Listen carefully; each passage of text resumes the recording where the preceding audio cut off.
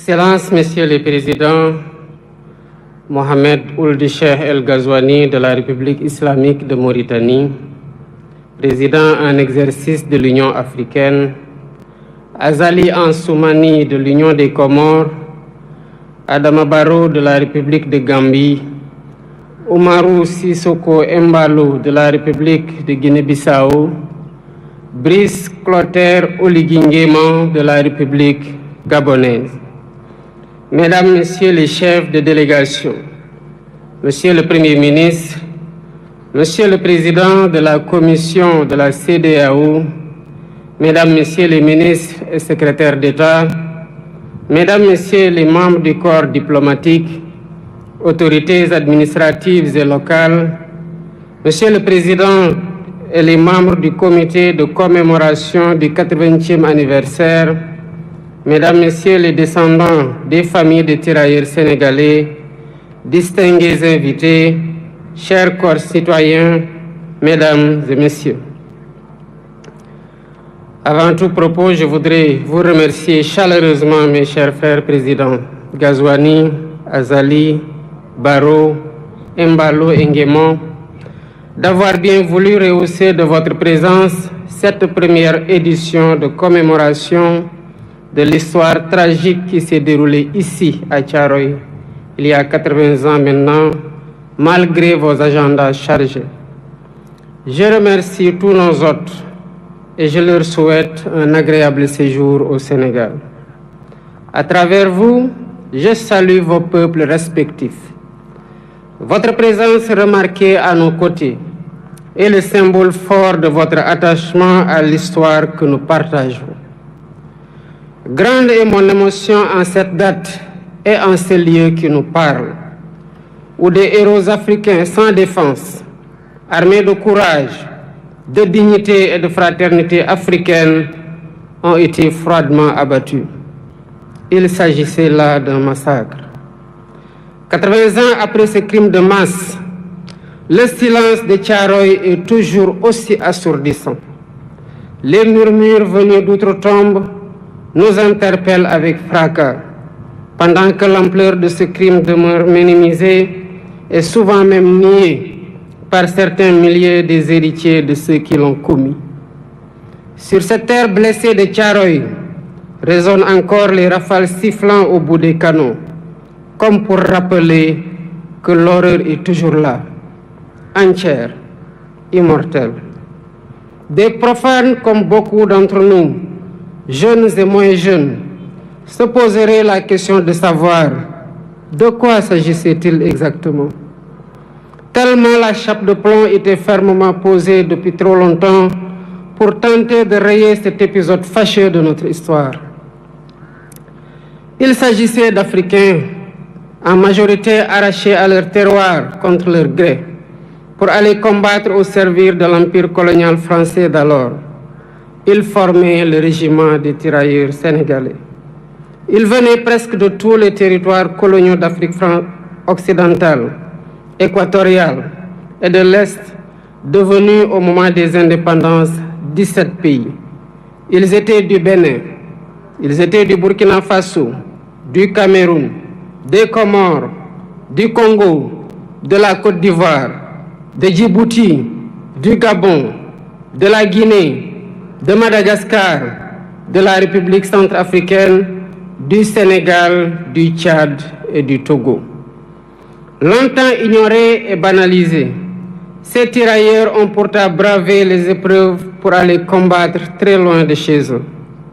Des conditions de voyage éprouvantes, entassés dans les cales des bateaux, aux champs de bataille où ils ne portaient que des tenues simples sans défense, jusqu'en 1943, quand les Américains les équipèrent, les tirailleurs ont tout sacrifié. Ils ont donné de leur jeunesse, ils ont donné de leur sang, ils ont donné de leur chair pour la liberté et pour la paix dans le monde. Excellences, Mesdames et Messieurs, malgré les pertes énormes sous les balles nazies, les faits d'armes du régiment des tirailleurs sénégalais sont incontestables et ont grandement contribué à la victoire des Alliés. Qu'il s'agisse entre autres de la libération de la Tunisie, du débarquement à l'île d'Elbe, de la libération de Toulon et de celle de Paris, ils ont tenu leur rang en combattant de manière acharnée, parfois jusqu'au sacrifice suprême, pour conquérir une localité ou tenir une position. Ils méritent tous les honneurs, ils méritent notre respect, ils méritent notre admiration. Mais la suite de l'histoire est à l'inverse de ces immenses sacrifices consentis. À la place d'éloges et de reconnaissance, l'ordre fut donné de neutraliser ceux qui avaient enduré la ségrégation dans les prisons allemandes et la rigueur de la captivité. L'irréparable se produisit le 1er décembre 1944, ici à Thiaroye, quand le général Dagnan ordonna de tirer sur des innocents désarmés, dont le seul tort a été de réclamer le paiement de leurs indemnités, primes et autres allocations. C'était là un acte prémédité, visant à réprimer des revendications légitimes, à dissuader d'autres et à perpétuer l'ordre colonial. Le crime fut commis et les faits sont incontestables. Voilà le sort qui a été réservé à certains qui ont contribué à écrire dans le sang et la sueur la glorieuse histoire de la libération. Aujourd'hui, par devoir de mémoire, de vérité et de justice, nous ne pouvons oublier l'horreur des exécutions sommaires ici au camp de Thiaroye. Il est impératif de rappeler l'histoire, toute l'histoire, sans trop de mémoire. C'est ce qui fonde l'essence universelle des valeurs de paix, de liberté et d'égale dignité attachées à la nature humaine. Excellences, Mesdames et Messieurs, toutes ces raisons ont renforcé notre conviction de commémorer l'anniversaire du massacre de Thiaroye pour, d'une part, rendre hommage aux victimes et graver leur mémoire dans notre conscience collective, et, d'autre part, jeter les bases de la restauration de la vérité historique en mettant fin à l'omerta sur cet épisode tragique, omerta voulu et entretenu par l'autorité coloniale. Ce faisant, il ne s'agira pas d'une porte ouverte pour susciter le ressentiment ni entretenir la colère et la haine. Non. Ce que nous faisons ici relève du devoir de mémoire contre l'oubli et pour la manifestation de la vérité des faits, pour nous acquitter d'une dette morale vis-à-vis des tirailleurs et de leurs familles.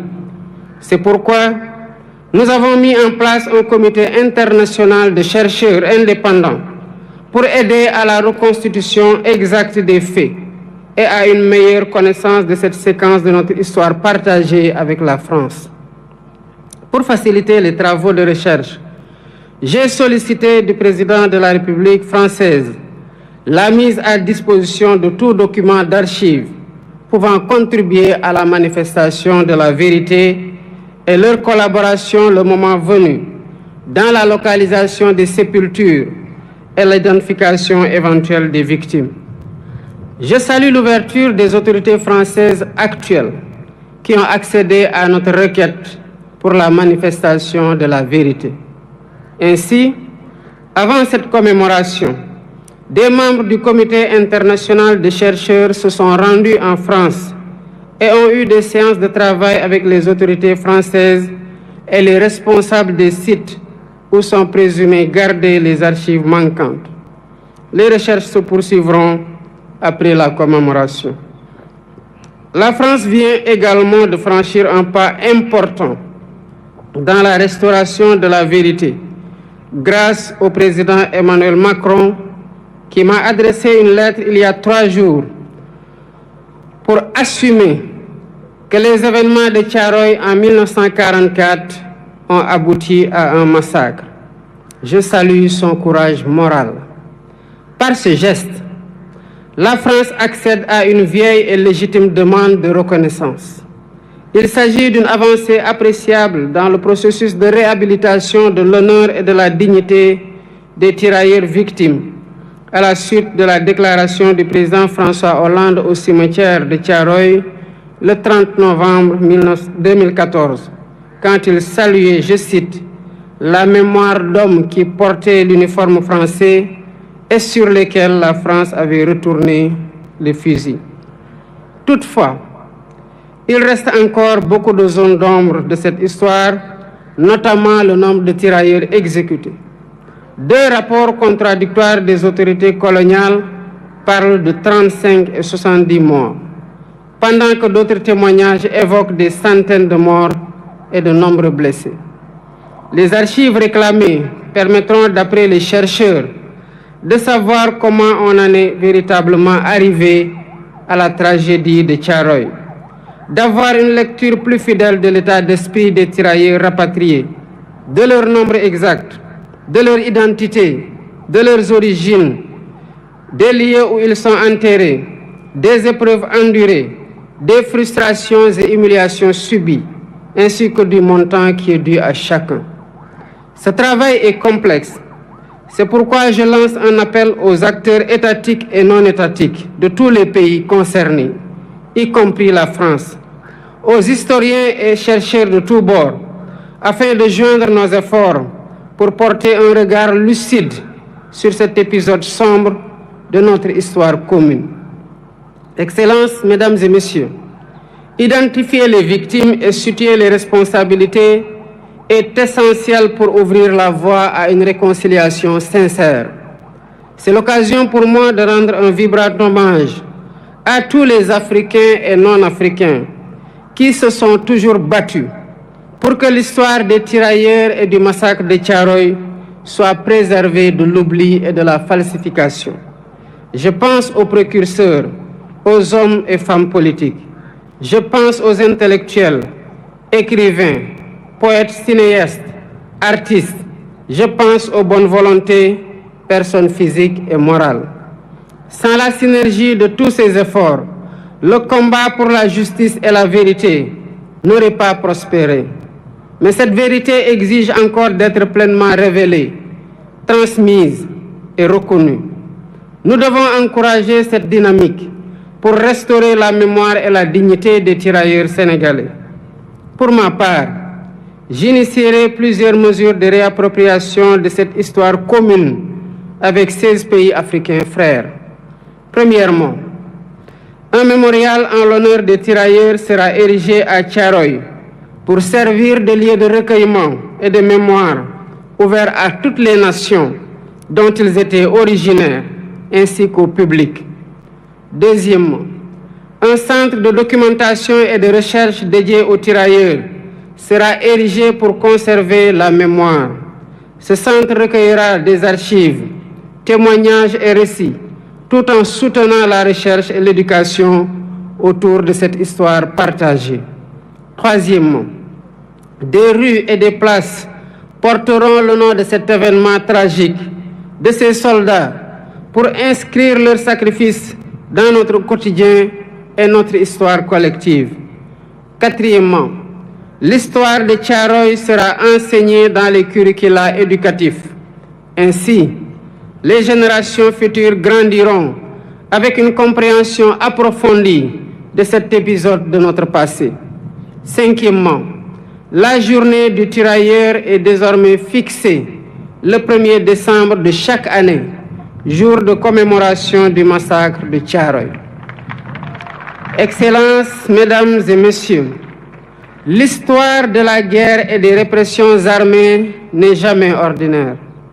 Elle est rarement racontée de façon intégrale.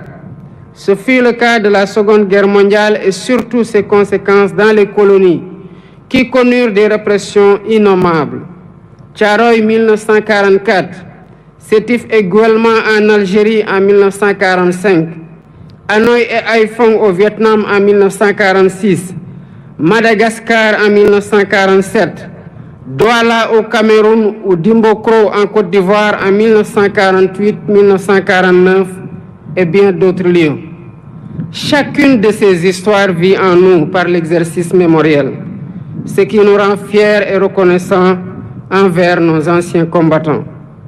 Rendre hommage à ces tirailleurs n'est pas seulement pleurer nos martyrs, c'est porter leur combat et en faire un levier pour réinventer nos rapports avec nous-mêmes, avec notre histoire et avec les héritiers de ceux-là qui ont été les auteurs de la tragédie. C'est dire au monde que les tirailleurs sénégalais n'étaient pas des mercenaires, mais bien les défenseurs d'une dignité humaine universelle. C'est proclamer haut et fort que cette dignité, si longtemps bafouée, ne sera jamais, plus jamais sacrifiée sur l'autel du silence et de l'oubli. Le massacre de Thiaroye est une blessure, mais il est aussi une leçon qui nous enseigne que la fraternité, l'unité et le refus de l'oubli sont les armes les plus puissantes dont disposent les peuples libres pour écrire leur avenir. Que cette commémoration, 80 ans après, ne soit pas qu'un moment de recueillement, qu'elle soit un serment renouvelé, un serment de justice, un serment de mémoire, un serment de vérité, pour que plus jamais Thiaroye et les événements similaires ne se répètent sous aucune forme, nulle part ailleurs dans le monde. Nous honorons aujourd'hui des héros, et en les honorant, nous nous rappelons que nous avons nous-mêmes un devoir, celui de leur être fidèles, fidèles à leurs valeurs, fidèles à leur combat et fidèles à leur vision d'un monde plus juste.